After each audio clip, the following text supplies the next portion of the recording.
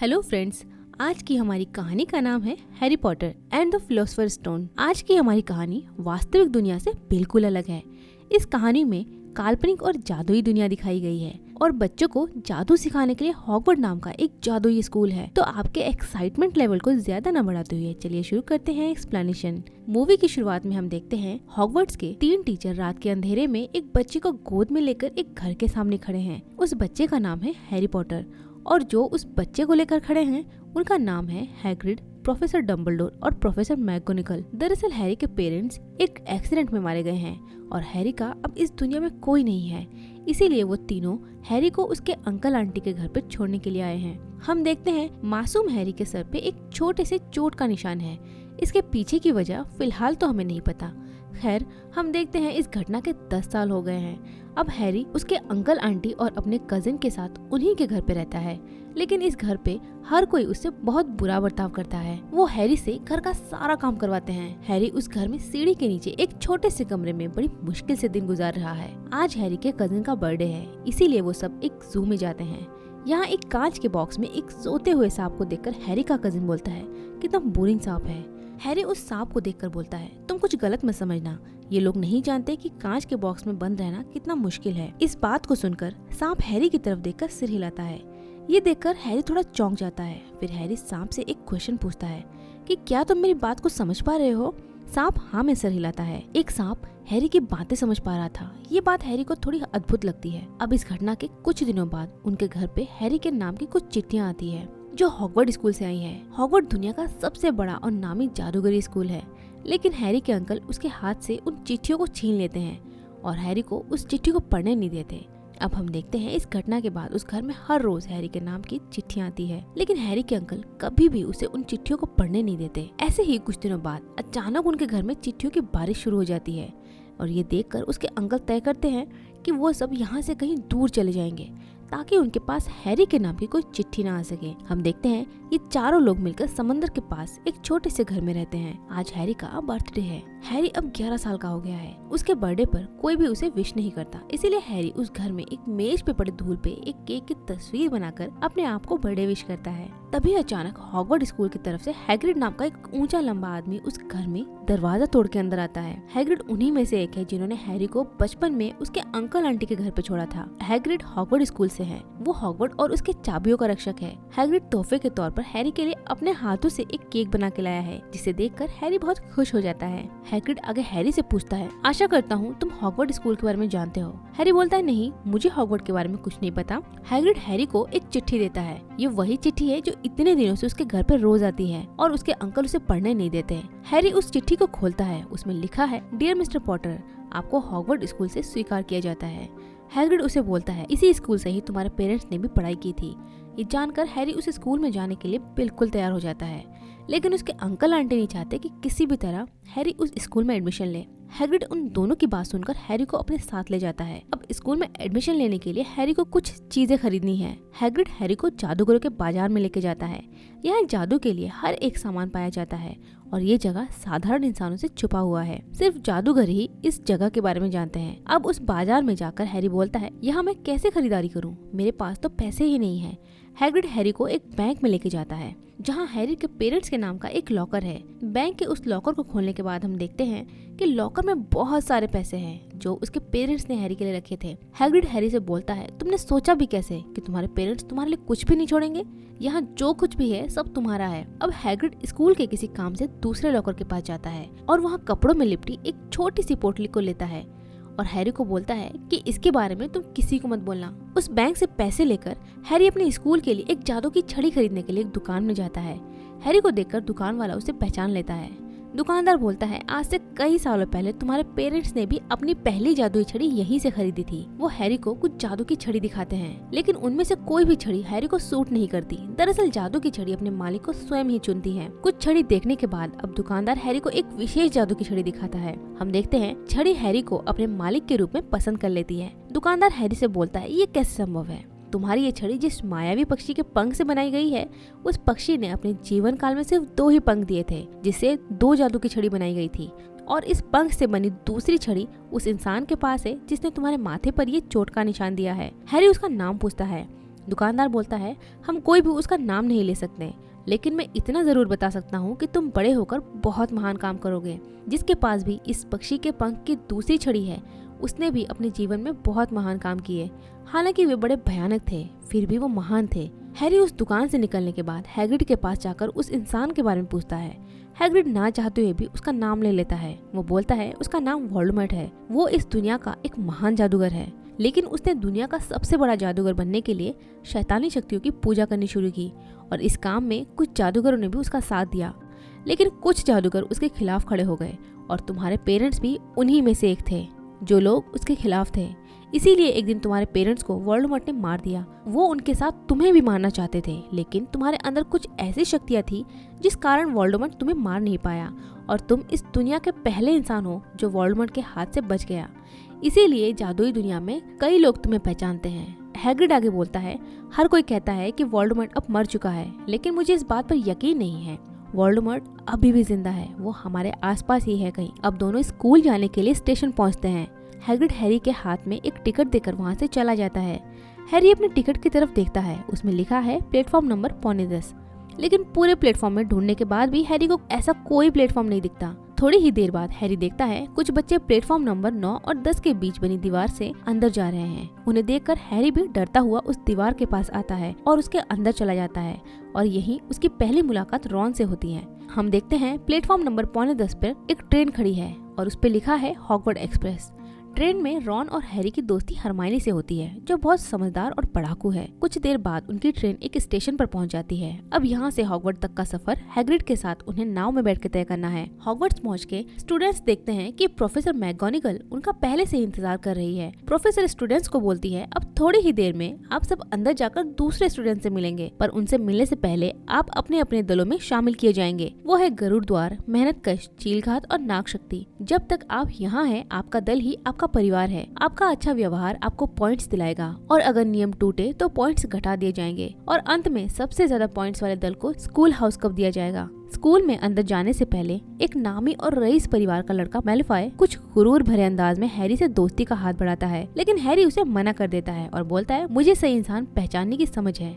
आगे हम देखते हैं कि स्कूल में अंदर जाने के बाद प्रोफेसर डम्बलडोर, जो कि इस स्कूल के हेडमास्टर हैं, वो इन सारे नए बच्चों को स्कूल का नियम बताते हैं कि अंधेरे जंगल में किसी भी हाल में कोई भी स्टूडेंट नहीं जाएगा, और तीसरी मंजिल के दाहिने तरफ के हिस्से में जाना मना है, अगर आप खुद को एक दर्दनाक मौत से बचाना चाहते हैं। इसके बाद एक एक करके सभी स्टूडेंट्स के सर पर एक जादुई टोपी रखी जाती है। वो जादुई टोपी खुद ही एनालाइज करके स्टूडेंट्स को उनकी शख्सियत के हिसाब से अपने अपने दल में डिस्ट्रीब्यूट कर देती है।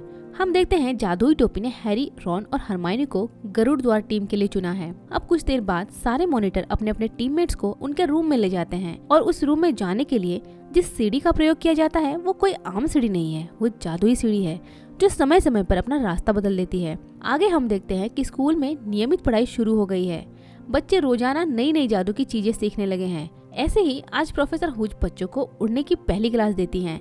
वो बच्चों को बोलती है, सभी अपनी झाड़ू के बाईं ओर खड़े हो जाओ, झाड़ू के ऊपर अपना दाहिना हाथ लेके बोलो अप। झाड़ू तुम्हारे हाथ में आ जाएगी। झाड़ू को कंट्रोल करने के बारे में सारी इन्फॉर्मेशन देने के बाद वो बच्चों को उड़ने के लिए बोलती है, लेकिन सीटी बजने से पहले ही एक बच्चा उड़ने लगता है और डिसबैलेंस्ड होकर अपना हाथ तोड़वा लेता है। प्रोफेसर हुज बच्चे को हॉस्पिटल लेकर जाती है, लेकिन हम देखते हैं कि बच्चे की जेब से एक कांच का बॉल वहीं गिर गया है। मैलेफॉय उस बॉल को उठाकर अपने पास रख लेता है। हैरी उससे बॉल वापस मांगता है, लेकिन शरारती मैलेफॉय जादुई झाड़ू में बैठकर आसमान में उड़कर उस बॉल को काफी दूर फेंक देता है। फिर हैरी को बोलता है, अगर तुम्हें हिम्मत है तो उस बॉल को ढूंढ कर दिखाओ। हम देखते हैं हैरी अपनी झाड़ू पे बैठकर बहुत ही तेजी से उड़ान भरता है और उस बॉल को नीचे गिरने से पहले ही पकड़ लेता है। ये सारी घटना प्रोफेसर मैगोनिकल अपने ऑफिस से देख रही थी। हैरी जिस तरह से इस झाड़ू में उड़ रहा था, ये बहुत प्रशंसा की बात है। बहुत ही कम लोग इस तरह से झाड़ू में बैठकर उड़ सकते हैं। हैरी के अंदर इतनी प्रतिभा देखकर प्रोफेसर मैगोनिकल हैरी को क्विडिच टीम के कैप्टन के पास लेकर जाती है। वो कैप्टन को बोलती है, लो ये रहा तुम्हारा अगला खोजी। दरअसल इस जादुई स्कूल में हर साल चारों टीमों में क्विडिच नाम का एक गेम होता है।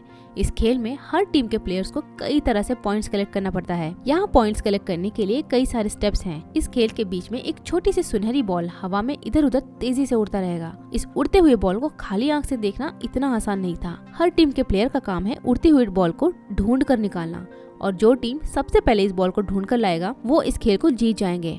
अब हैरी को इस खेल में गरुड़ द्वार टीम के लिए सेलेक्ट किया गया है। पिछले 100 साल में हैरी इस स्कूल में सबसे कम उम्र का क्विडिच प्लेयर है। अब हैरी को पता चलता है कि उसके पापा इस स्कूल में बहुत नामी प्लेयर थे। इसके कुछ ही दिनों बाद जब हैरी, रॉन और हरमाइनी अपने कमरे में जा रहे थे, तब स्कूल की सीढ़ी अचानक दूसरी ओर मुड़ जाती है और ये तीनों स्कूल से उसी दाएं तरफ की तीसरे मंजिल पर पहुंच जाते हैं जहां स्टूडेंट्स का जाना मना है। अंदर जाकर वो देखते हैं कि उस कमरे में एक 3 मुंह वाला बड़ा सा कुत्ता है जो एक गुप्त दरवाजे की पहरेदारी कर रहा है।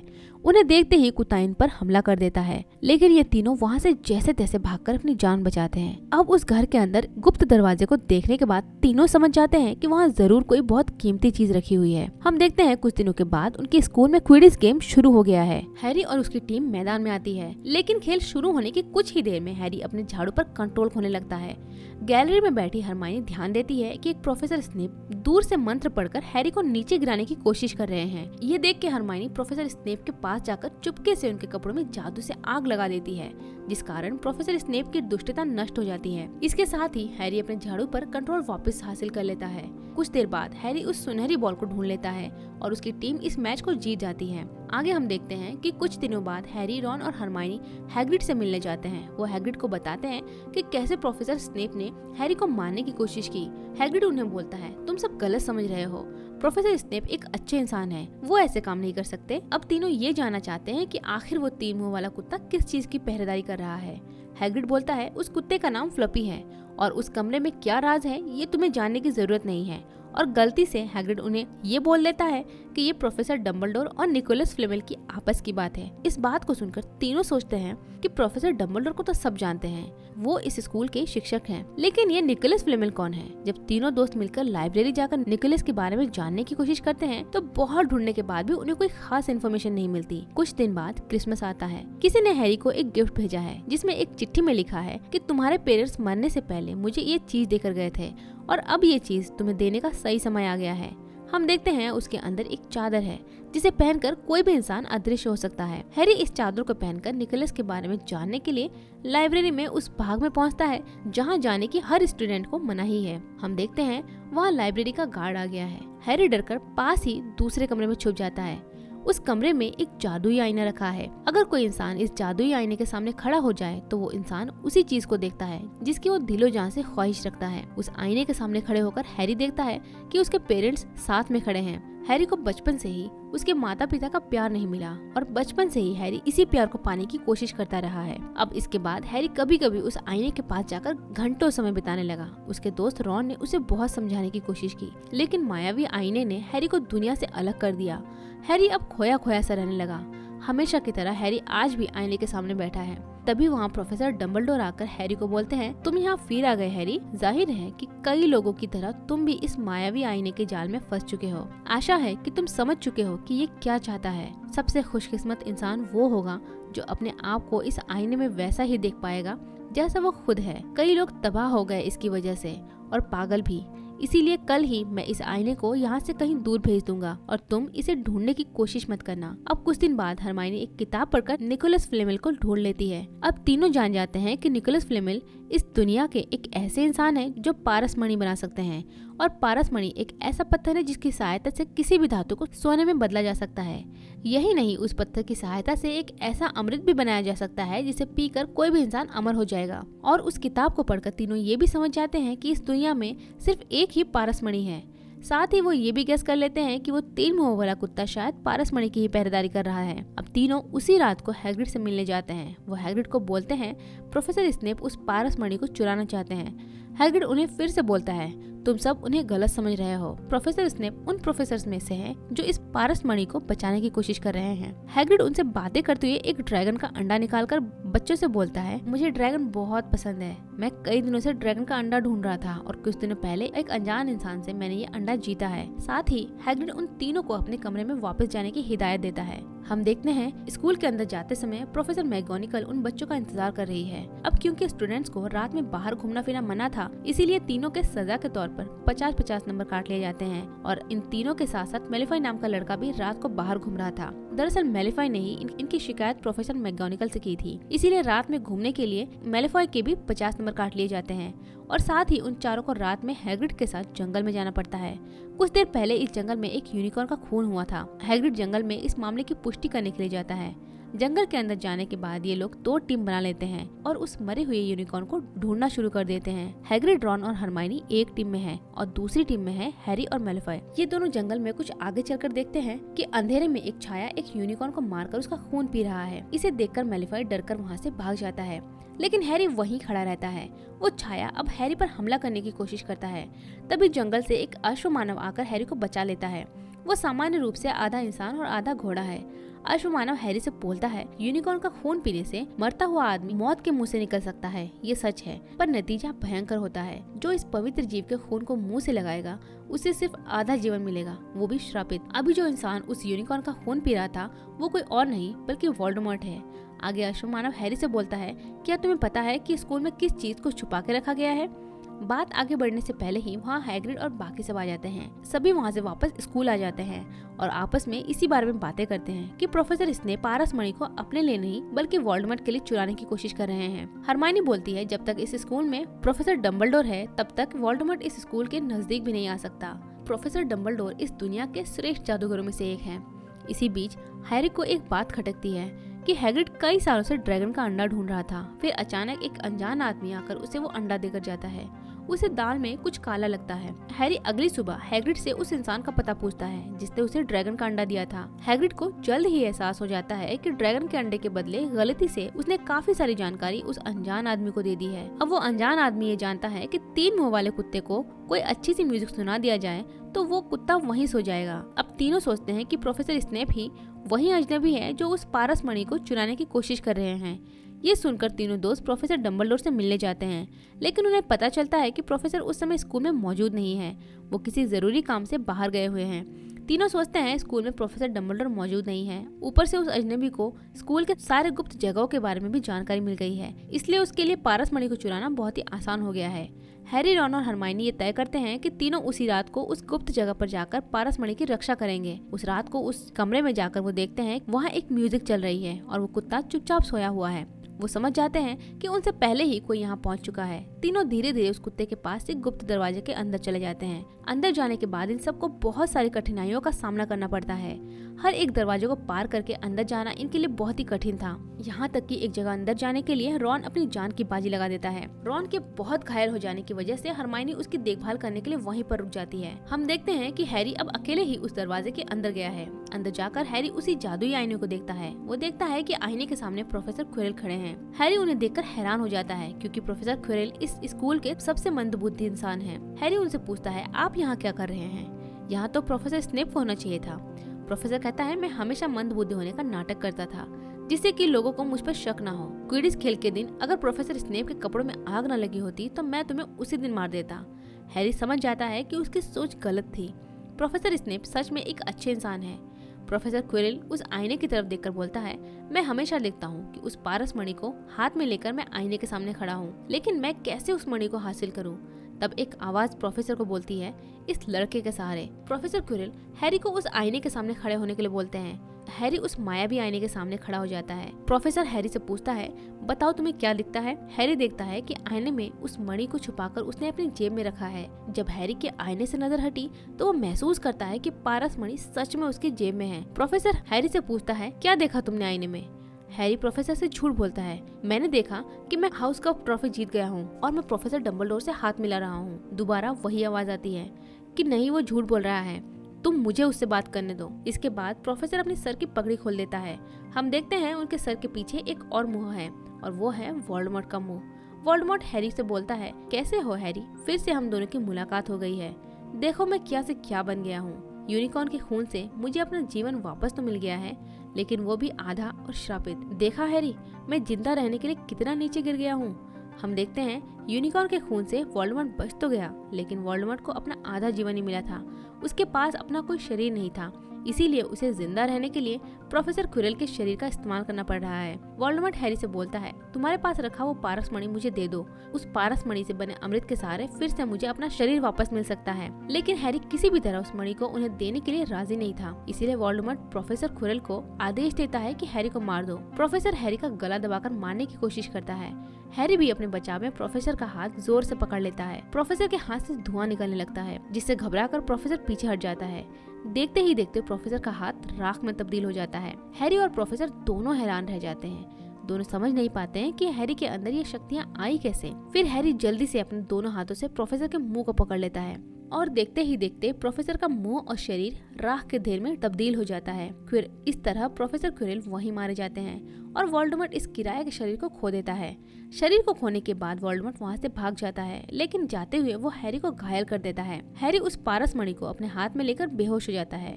सीन चेंज हो जाती है। जब हैरी की आंख खुलती है तो वो अपने आप को एक हॉस्पिटल में देखता है। प्रोफेसर डंबलडोर हैरी को देखने आते हैं। प्रोफेसर हैरी से बोलते हैं, तुम्हारे दोनों दोस्त रॉन और हरमाइनी भी ठीक हैं। अब उस पारस मणि को नष्ट कर दिया गया है। हैरी प्रोफेसर डंबलडोर से पूछता है, आईने में देखने से पहले पारस मणि मेरे पास नहीं था, फिर मेरी जेब में वो मणि आया कैसे? प्रोफेसर डंबलडोर उत्तर देते हैं, मैंने उस मणि को ऐसे ही छुपा कर रखा था कि जो इंसान उसे उपयोग करने की कोशिश करेगा उसे वो कभी नहीं मिलेगा, और अगर कोई इंसान उस मणि को उपयोग ना करके उसे ढूंढने की कोशिश करेगा तो वो मणि खुद ही उसके पास आ जाएगा। तुमने उस कक्ष के अंदर जाकर मणि को सिर्फ ढूंढने की कोशिश की, इसीलिए वो मणि खुद ही तुम्हारे पास आ गया। हैरी बोलता है, अब तो पारस मणि नहीं है तो वोल्डेमॉर्ट भी कभी वापस लौट नहीं सकता। प्रोफेसर बताते हैं, ऐसे कई रास्ते हैं जिसके सहारे वोल्डेमॉर्ट फिर जिंदा होकर लौट सकता है। वो हैरी से बोलते हैं, तुम जानते हो प्रोफेसर क्विरेल तुम्हारे स्पर्श को क्यों नहीं सह पाया? तुम्हारी माँ की वजह से। तुम्हारी माँ ने तुम्हें बचाने के लिए अपनी जान दे दी, और ऐसे महान व्यक्ति ऐसे ही कई छाप छोड़ जाते हैं जिन्हें तुम देख नहीं पाओगे, लेकिन वो हमेशा तुम्हारे साथ ही रहेगा। आगे हम देखते हैं हैरी हॉस्पिटल से लौट आया है। अब उसके स्कूल में साल का वो समय आ गया है जब हाउस कप ट्रॉफी दिया जाएगा। हम देखते हैं कि चारों टीम्स में हैरी की टीम को सबसे कम नंबर मिले हैं। प्रोफेसर डंबलडोर बोलते हैं, कुछ घटना होने के कारण मैं कुछ स्टूडेंट्स को कुछ नंबर देना चाहता हूँ। वो हैरी और उसके दोस्तों को 170 पॉइंट्स एक्स्ट्रा देते हैं, जिसके सहारे हैरी और उसकी टीम इस साल का हाउस कप ट्रॉफी जीत जाते हैं। ऐसे ही इन सारे स्टूडेंट्स ने 1 साल पूरे किए, इसलिए सबको छुट्टी पे घर भेजा जाता है। अब ट्रेन में बैठने से पहले हैरी हैग्रिड से मिलता है। हैग्रिड उसे उसके पेरेंट्स की एक डायरी देता है, जिसे देखकर हैरी बहुत खुश हो जाता है। हरमाइनी को घर जाने में थोड़ा सा अजीब लगता है। हैरी बोलता है, मैं घर से जा रहा हूँ। घर नहीं, ट्रेन चल पड़ती है और सभी अपने घर के लिए रवाना होते हैं। और इसी के साथ ये मूवी यहीं खत्म होती है। तो फ्रेंड्स, कैसी लगी आपको ये मूवी? कमेंट करके जरूर बताएं। जल्द ही मिलते हैं इसके नेक्स्ट पार्ट के साथ। तब तक के लिए बाय बाय।